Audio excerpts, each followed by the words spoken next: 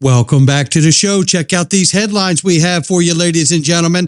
We're still up 20+% on the 7-day. We got XRP ETF volume. You're going to want it. The Clarity Act FUD you need to know about. And how about Senator Tim Scott to clear up that Clarity Act FUD and tell us the vote is on? Somebody roll that beautiful intro. Right now, $3.23 trillion market cap for crypto. The market is off 2.5. Right now, Bitcoin, look at this, 91,000 plus.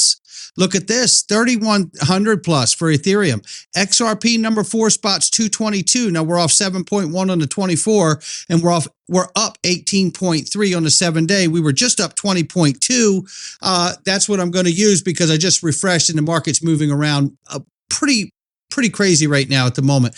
But nonetheless, we know we got good stuff we have to cover. 222 on the bottom, 239 on the top. We'll keep an eye on it. What I do want to talk about is XRP Las Vegas, baby.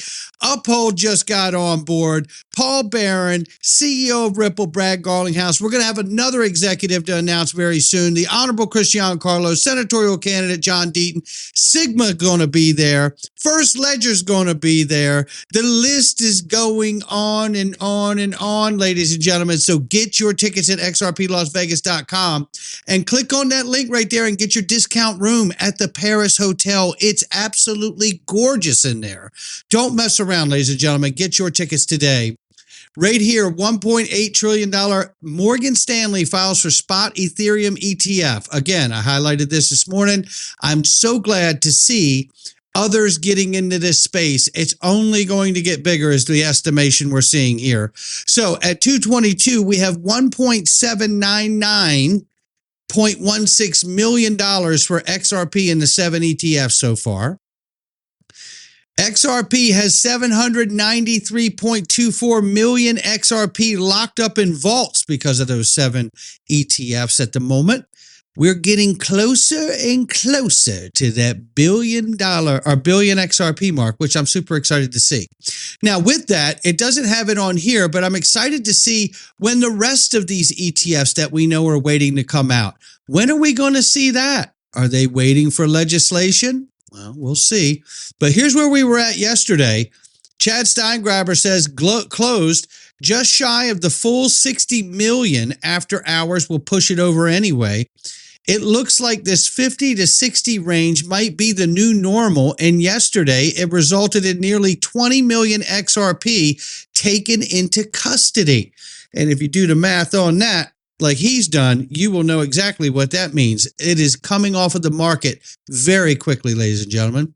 And for those of you that did not see this, it appears CNBC is activated. And after almost a decade, since 2018, they've stopped talking about XRP. And when they did talk about it, it was in a negative light.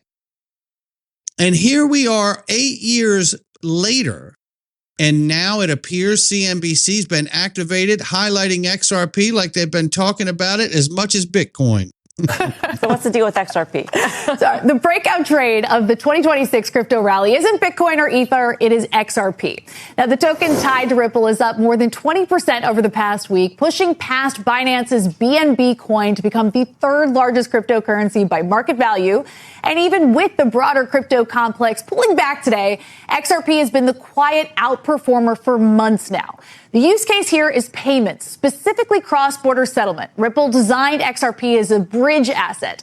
When a bank or payments provider needs to move value from dollars to yen, XRP can sit in the middle and help settle that transfer in seconds instead of days. Now, it's aimed at financial institutions and payment rails, which is a very different pitch from Bitcoin's digital gold narrative.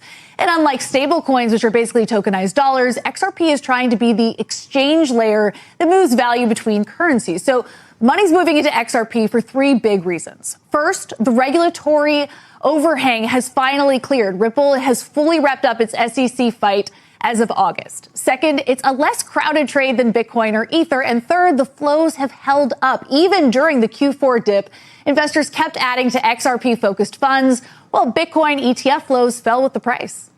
How do you think the declines in Bitcoin and Ethereum fit into this? And specifically, you know, these are 2 coins that have been wrapped up in digital asset treasury companies.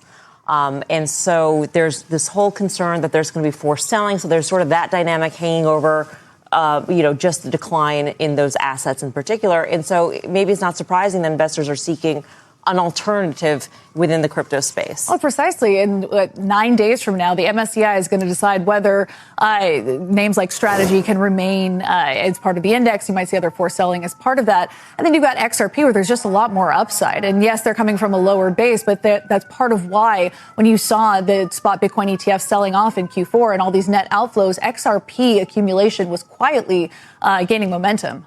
I like the narrative on XRP, but I'm questioning the timing. Like, to have banks doing cross-border payments and settlements with the blockchain, to me, still feels like quite a ways away. I mean, right now, there's a lot of talks at the Bank for International Settlements and in other multinational institutions about how do we have interoperability? How do we make this work? They haven't even figured out what the rails look like, what the rules of the road look like. Europe. She's not right about that. If she were to dig further down into those PDFs, she'd find out that they look like the XRP ledger. The U.S. don't agree. God knows what China wants to do.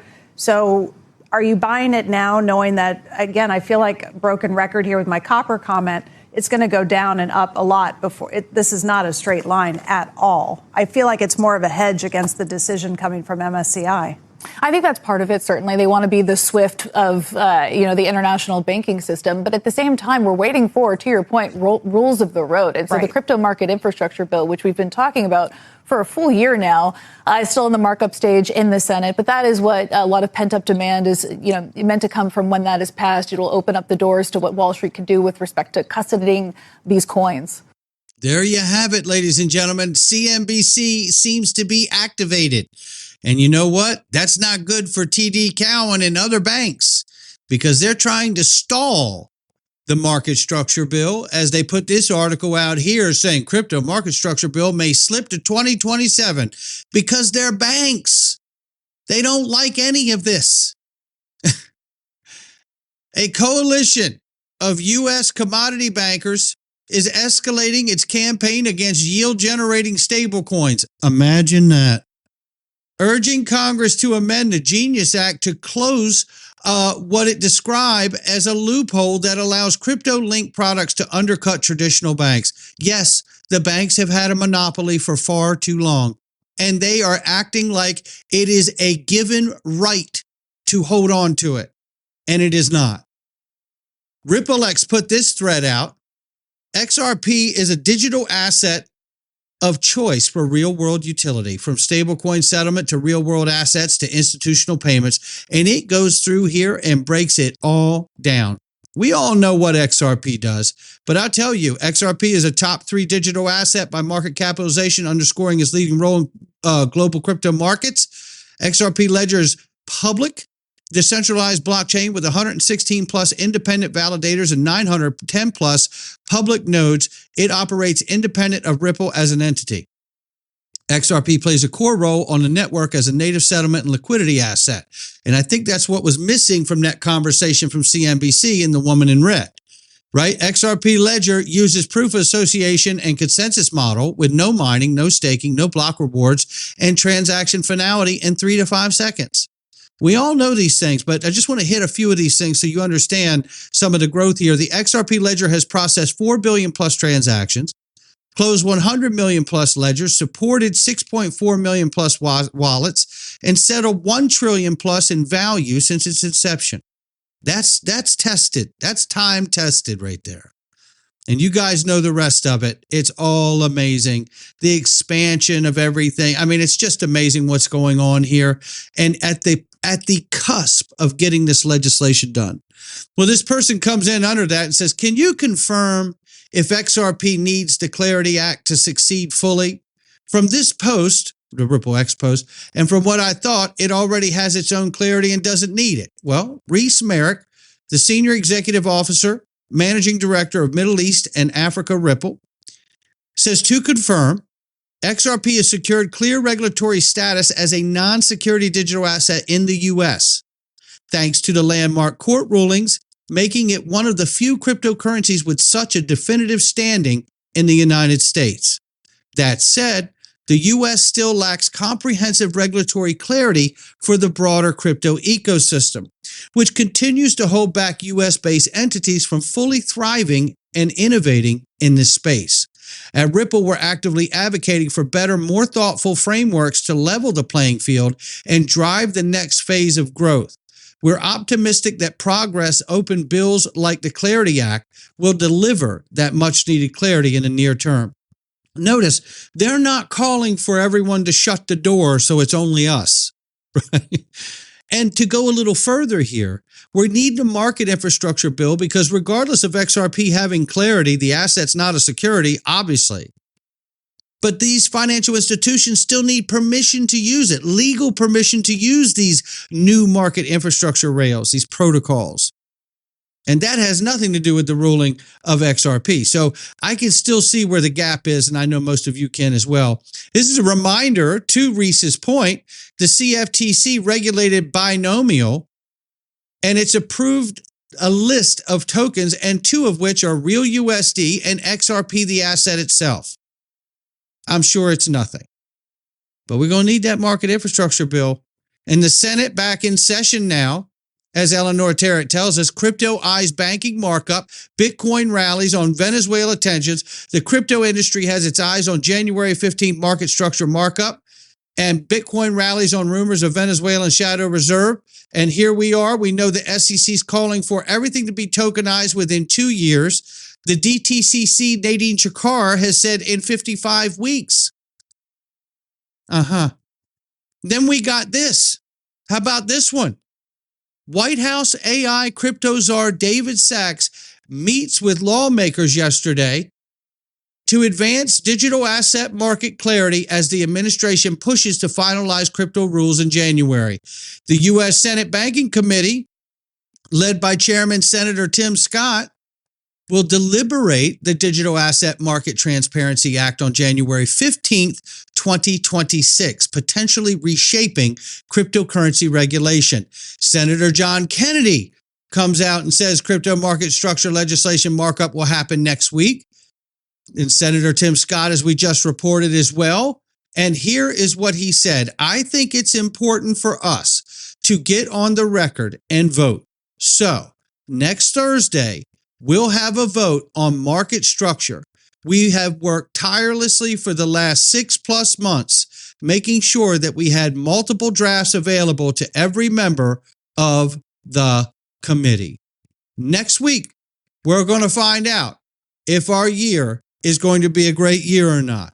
But one thing I want to remind everybody of is this. I could see in the next few years that we are going to have some kind of a grand global economic reordering. And how do you get it without the market infrastructure bill? And when we get that grand global economic reordering, we've all been looking at it in the manner of just payments and protocols and a new monetary system. But I have a feeling it goes hand in hand with the Monroe-Trump doctrine.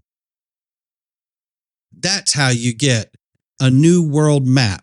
That's how you get a great reset. That's how you get a golden age. I think I heard Glenn Beck say this. Venezuela just wasn't a regime change in a country. This is a global regime change. This is a global reset. Not financial advice from me or anyone else. I'll catch all of you on the next one.